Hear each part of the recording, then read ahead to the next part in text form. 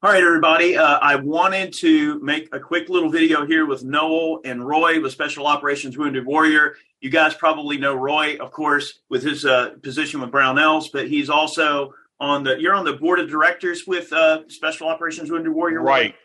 Right. Brownells, that was my connection to Sal. Brownells has been with Sal from the very beginning and is to this day the biggest sponsor of Special Operations Wounded Warriors. And about 8 years ago, it was my great fortune to get invited to go to the premier Sal event, which is called Taking Bacon, which is held in North Carolina every year. And I absolutely fell in love with the organization. I really have the only way to say it's a passion for what the organization's mission is, and actually just for the people, it helps. And because I kept coming back and they couldn't make me go away, and they said, okay, the heck with it. And they elected me to the board of directors last year. So yeah, we might as well give this dude something to do. And so last year, I was elected to the board of directors. I've been on the board of directors for about exactly a year. Awesome. And Noel, I know we've been talking here over the last 20 or 30 minutes. We had a few technical difficulties we had to work through with Roy and his camera, so I had a chance to talk to you a bit. But, so FX gave me the opportunity to donate this money to whichever organization I wanted to, whichever nonprofit. And I'd already done some work with Joe at Hero Hunt. I know we'd done some fishing trips, Roy, and things like that. But I wanted to support Special Operations Wounded Warrior because not only does that Taking Bacon event look like a ridiculous amount of fun, but I do have a certain place in my heart for folks that have been through these types of things. I'm a military veteran myself, but I haven't been through quite the trials that some of these guys have. And I know some of them have, they've lost limbs and they've lost their mobility. And, some of them have seen some very terrible things. And it takes a very special person to undertake these dangerous duties and to do these terrible things that our country asks us to do sometimes. And it takes its toll on a person, and when I'm on these fishing trips, especially, I haven't done very many hunting trips, but on these fishing trips, I really just enjoyed seeing these veterans unwind and relax. And you can tell that they're comfortable being with you. They know that they can be themselves. They know they're in a safe place. And, it's very unnatural for some big burly guy, to feel like, wait a minute, this guy right here, no way. You look at this guy and think, dude, I wouldn't want to meet this dude in a freaking alleyway at 1 o'clock in the morning, whatever. But, as big and strong as we may be and as capable as we may be, there are other situations in life where sometimes you need a buddy. Yeah. And I gathered that about those fishing trips, and I want to be more involved in that community because I really want to, share some of the cool gadgets I have with these guys and get out and take on some fun experiences together. Well, and we really appreciate that. And that's really what Sal was built around, right? Was a sense of brotherhood. It's one of the things that we all talk about is we'll leave no man behind. Right. And that's the inclusive man. That's man or woman. We leave nobody on the battlefield. But then whenever we leave the military, we're now alone again. And we lost our sense of team. And in many cases, life takes us all in different directions. And because of that, you get guys who are now on their own with no team because their team is still working. And so they lose contact. And so Sal brings everybody back, and that was the whole idea. It's the campfire. We can stand around the campfire and we can talk through our problems and realize we're not alone. There are people here, and then it's about family. We're brothers, right? Family is not blood. Family are the people that you draw yourself to. Blood is your relatives, and we find ourselves being able to help one another better by being able to talk through problems. And then we learned over time that talking helps many, but it doesn't help all. And so we needed to be more inclusive to helping people find clinicians when that's the answer, helping people find a service canine when that's the answer, and just being able to get the tools to the guys. But watching at Taking Bacon specifically, and I know Roy can speak to this as well, it's a very special place because you'll see guys come in on the first part of the week feeling like they don't know why they're there. somebody convinced me to come to this, and my wife, my friend, whatever, invited me to come, and I came. But then you see by the end of the week, there's a different look on their face. Their eyes are open. They're not as closed in. And it's like you spoke about, Eric, when they actually realize I'm in a safe place. I'm with people that care. They actually open up, and it's all inspiring. I mean, I've been affiliated with SOWW. I was medically retired, and a friend put me in a truck and forced me to go to my first hog hunt in 2014. And like Roy, I was a stray dog they fed, and I just came back every year. And then I guess you got to earn your keep at some point. So they asked me to be on the board as well. Isn't there, it's just something magical about a fire. Everybody sits around a fire, and it just seems like the fire is kind of like the mediator. You know what I mean? I enjoy that. I mean, Roy knows when we're down at deer hunting camp together, hanging out. I mean, it's the same thing. You get a cigar and a glass of scotch, and you're hanging out, and you talk about things. And yeah, the world might be a little crazy, or the things going on in your life might be a little tough, but somehow just a little bit of camaraderie just kind of makes it all more palatable. Sometimes you just need that.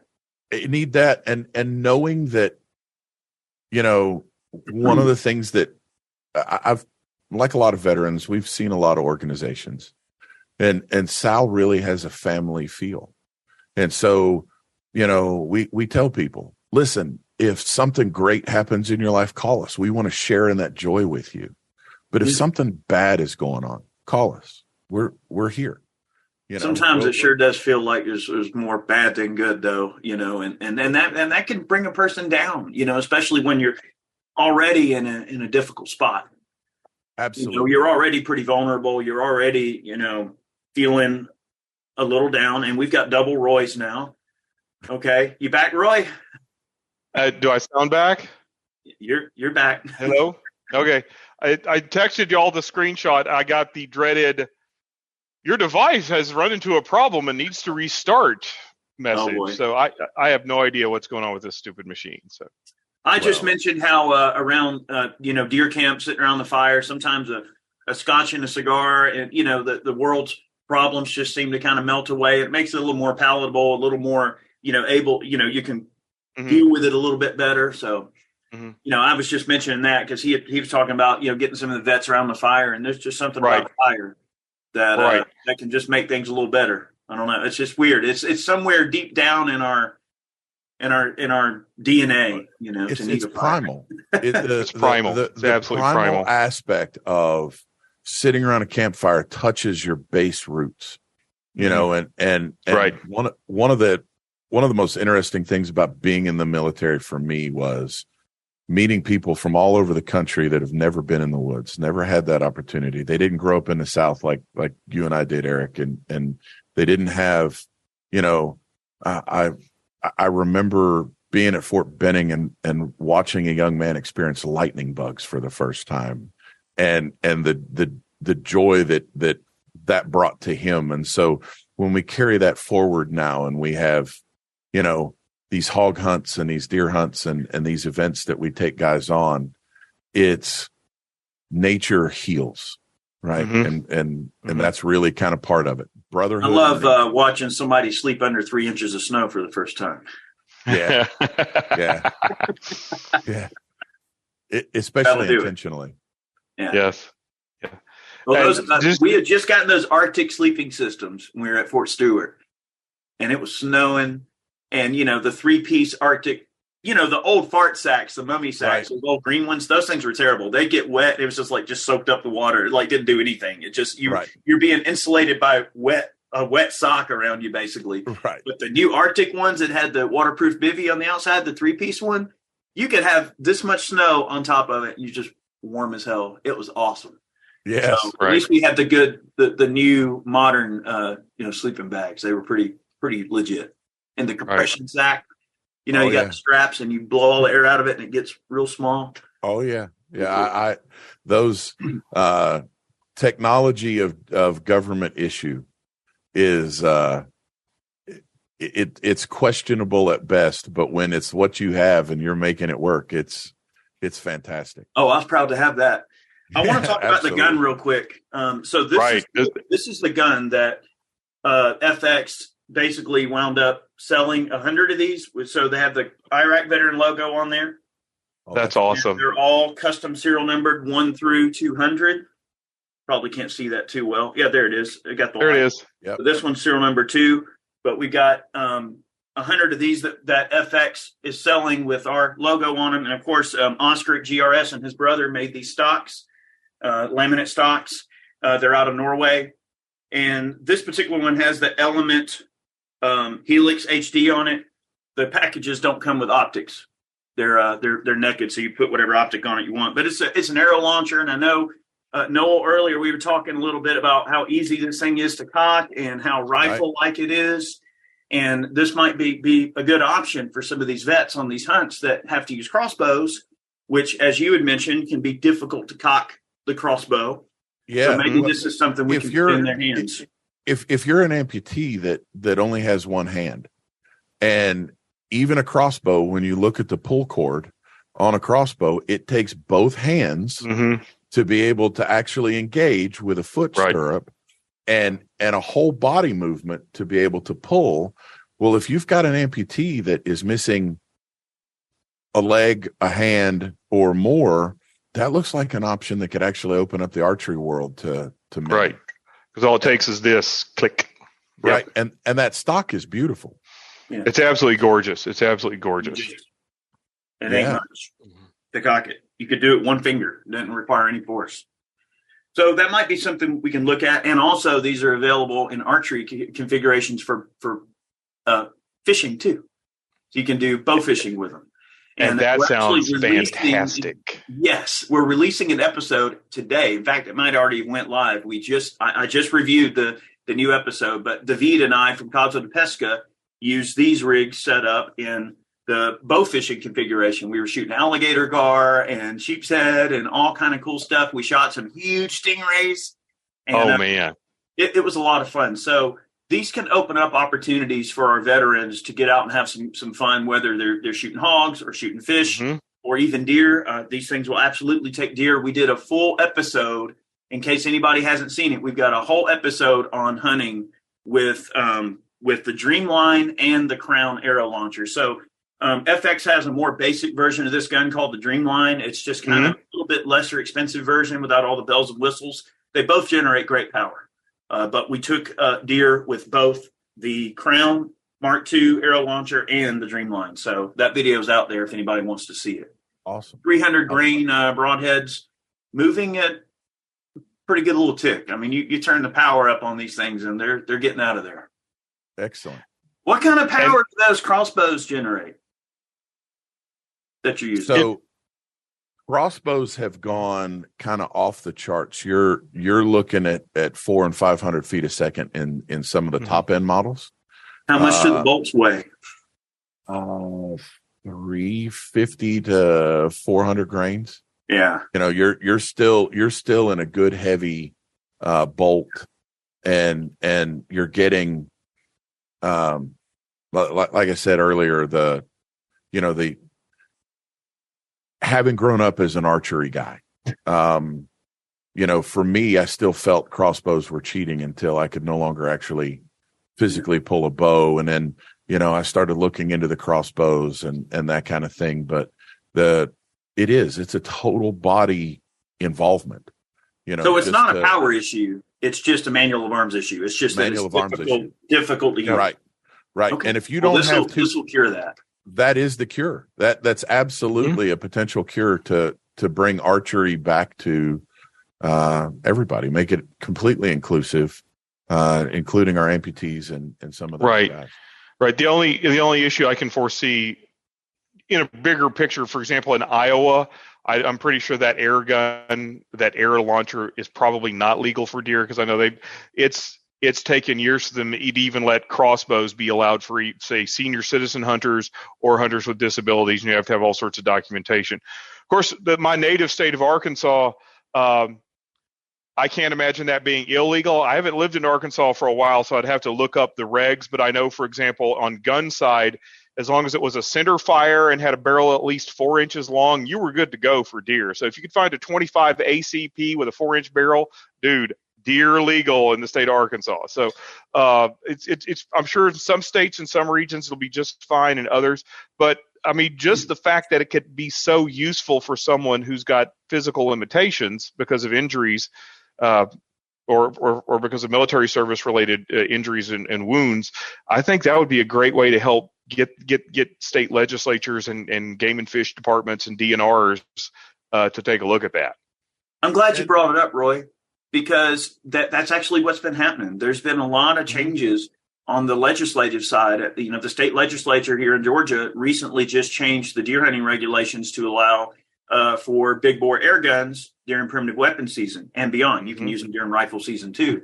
So that's a crucial first step in kind of normalizing not only big bore air rifles, but in this case, the archery stuff. So I've got to do a little bit more digging on whether or not these are allowed during archery season here in Georgia. I don't see why it wouldn't be, but I probably want to, just verify that before I go putting that information out. I will check on that. But there has been a lot of changes. I mean, look how many constitutional carry states there are now in terms of firearms. Yes. We got at least half of the states or more are constitutional carry, and they're pushing for more every day. Not to get on the political realm, but it just goes to show that the will is changing with people, and people have the will to, want to carry a gun more often and to protect themselves, right? So very much in the same way in the hunting sense, as technologies progress, as long as these technologies, provide a humane kill, which we've shot plenty of deer and hogs with these, and they work great.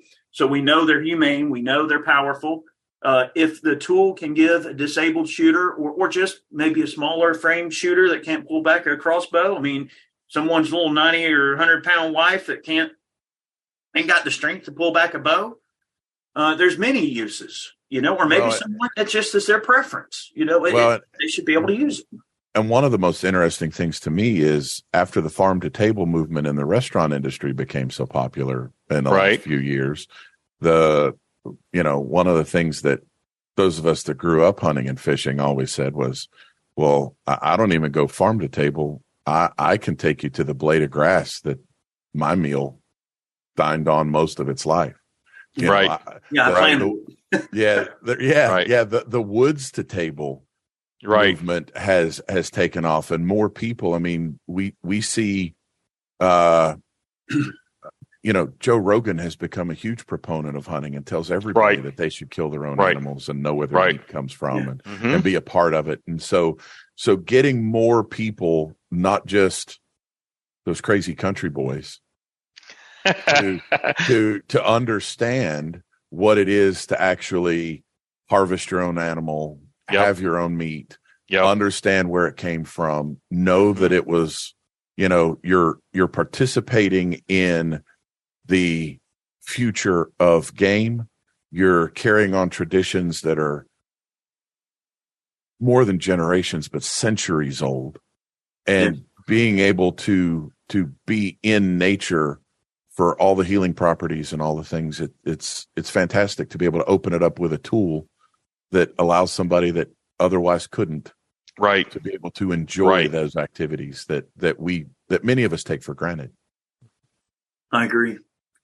And I'm looking forward to, getting to know you more, Noel, and getting to be more involved with the organization. I would love to come out to next year's Taking Bacon, but in the meantime. Oh, we would love to have you, brother. We'd love to have you there. If you want to put together a fishing trip, I mean, that's something I can pull together fairly easy. I've got a 26-foot long skiff. Roy's been on my boat. It's many times. Yes. Plenty of space. We could probably accommodate 3 or 4 fishermen, no problem. Go out and have a good time, And I know some people don't want to go way offshore. It's mainly an inshore boat, but I do have a few captains like Captain Grayson down there that can take us out offshore if that's something we want to do. Go after some amberjacks. So it's just whatever the individual needs of the soldier might be, or whoever we're taking out. If they have mobility issues, we can get a wheelchair on the boat. I've probably enough room on the deck for a wheelchair.